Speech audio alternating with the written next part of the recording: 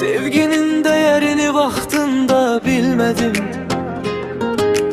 Sevgiydi, kederiydi, seçebilmedim. Belki Allah'ın sınağıydı, belki bir yazı. Ben sevgini yok, zulmü tuttum, bilmedim. Gözleri sevincini yok, gemini tuttum. Kısmet deyip taleyimle ben barıştım. Gemli bakan bakışlarınla bakıştım.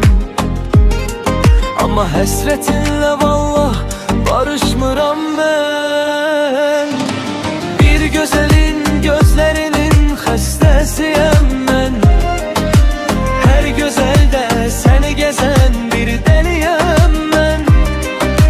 Zülfü qara, resmi qara, lessam eyranı. O gözlerin ebedi bir sürgünüyəm mən.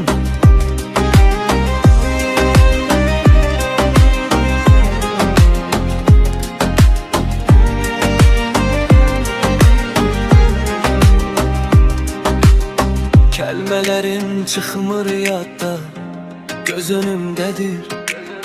Həsrətinlə alışmıram, o günlərdədir.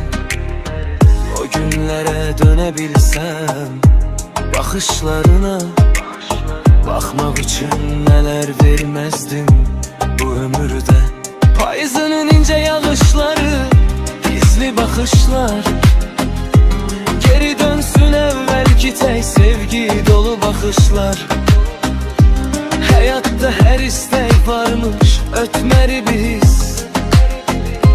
Gedenle gitme isterem, yoktu başka kes.